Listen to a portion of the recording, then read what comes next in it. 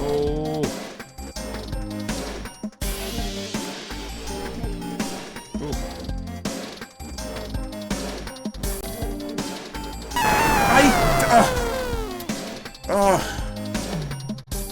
Flipping hell. Oh, flipping hell.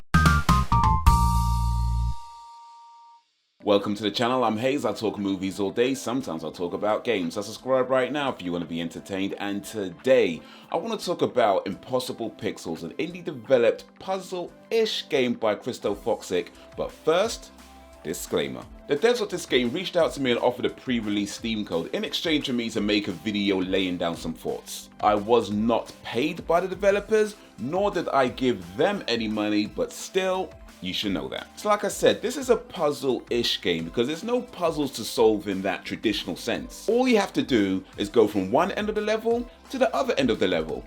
Simple. Except you can't touch the walls, you can't touch the moving objects, or the still objects. You can collect the yellow squares, but they're usually in tight spaces. Oh, and the screen moves, so you can't keep still. This kind of reminds me of those old games where you had a wire with a ring around it. You had to move the ring from one end to the other without touching the wire or it buzzes and you lose. Anyway, the point is it requires a steady hand, which means some of you are gonna have to either stop doing drugs or just don't play this game. So the objective is to guide the square throughout the level, and the challenge comes from everything that's happening all around. The levels get harder, longer, and faster as you progress, but is it actually impossible? Nah, not quite. But you will crash a lot.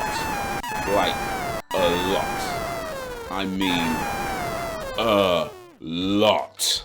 It will test you. You will suffer. But one of the things I liked about it is that as hard as it gets, it never feels unbeatable. Now I know all games can be beaten. Well, most games. But often I find when playing harder games, they can get to a point where they feel unbeatable. Now I'm not saying they can't be beaten, because clearly some of you madmen out there beating Dark Souls in like 15 minutes or whatever. I'm saying they can feel unbeatable. And when that happens, you gotta ask yourself, do I have the time, patience, or inclination to get good? And these days, more often than not, the answer is nope. Maybe back when I was 11 years old, I could spend 10 plus hours a day playing a video game, but these days, man's got bare responsibilities, fam. Man's a big man, fam. Man ain't got time like that, fam. What are you lying for, man? What else do you do? Well, obviously, I have to go stare at the wall for at least 9 hours a day. Idiot. But when a game is hard but still feels like you can beat it, then you're more inclined to keep trying, even if you can't actually beat it, because you suck.